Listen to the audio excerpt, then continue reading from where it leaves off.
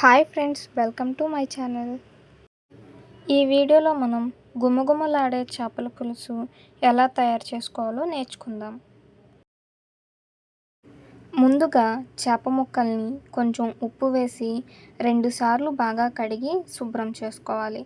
తరువాత ఒక బాండీలో చేప ముక్కల్ని తీసుకొని 2 నుంచి 3 చిన్న గ్లాసులు నూనె వేసుకోవాలి.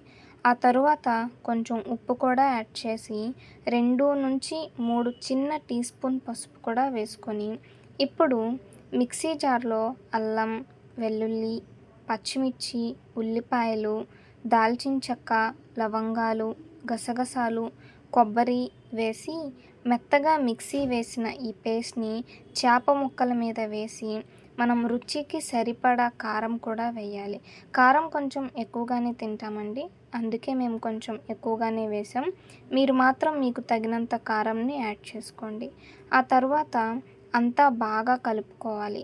ప్రతి ముక్కకి మసాలా పట్టేలా చూసుకోండి.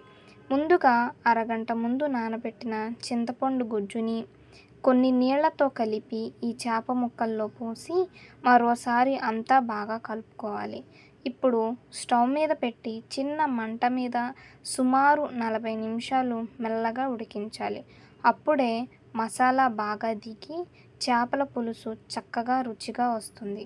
చివర్లో ఉంటే కొంచెం కొత్తిమీర, కొంచెం కరివేపాకు కూడా వేసుకొని దించుకుంటే అంతే అండి, ఎంతో రుచికరమైన మన చేపల పులుసు రెడీ. వీడియో నచ్చితే లైక్ చేయండి, షేర్ చేయండి, మన ఛానల్ని సబ్స్క్రైబ్ చేసుకోండి. Thank you for watching my video.